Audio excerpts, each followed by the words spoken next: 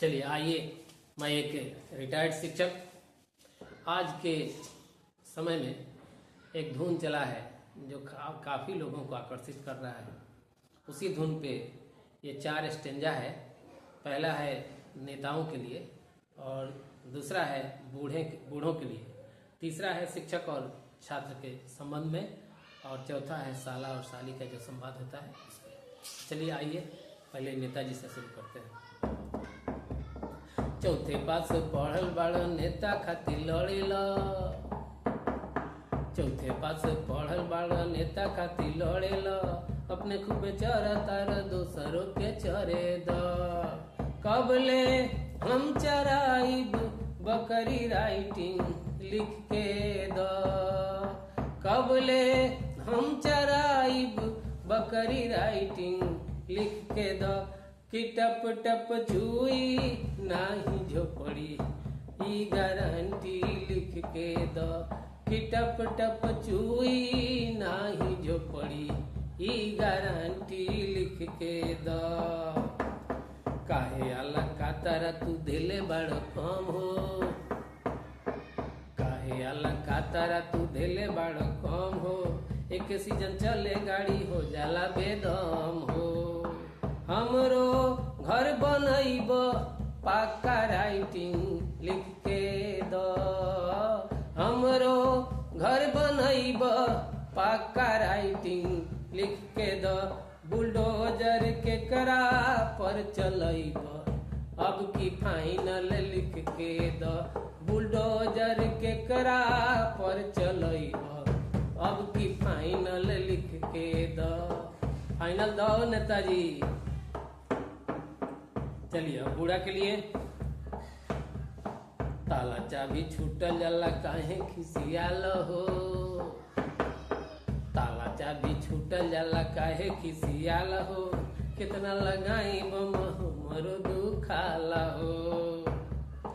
आइल बावे सरवे खतियान लिख के द, आइल बावे सरवे खतियान लिख के द।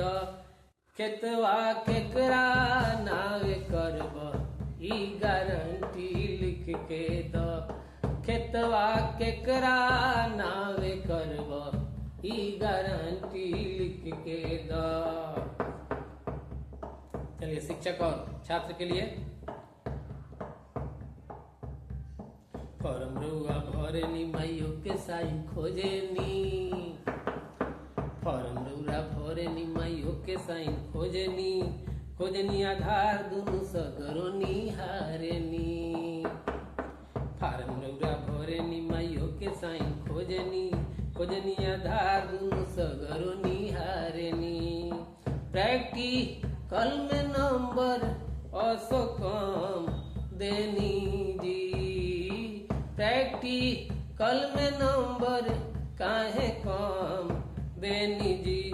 सर जी भीतर लड़तावे एटम बम देनी जी, सर जी भीतर लड़तावे एटम बम देनी जी। चलिए अब साला और साली के लिए। खोजेला फरावटा की कोरिला मजाक हो, खोजेला फरावटा की कोरेला मजाक हो, होली के दिन गालो काटेला काचाक हो। खोजेला फरावटा की कोरेला मजाक हो, होली के दिन गालो काटेला काचाक हो। बानी हम नदान फुसिलाव तार हो, पानी हम नदान फुसिलाव तार हो। इमाल दोसरा के होवे दिल लगाव तार हो, इमाल हो दोसरा के काहे दिल लगाव तार हो, इमाल हो दोसरा के काहे दिल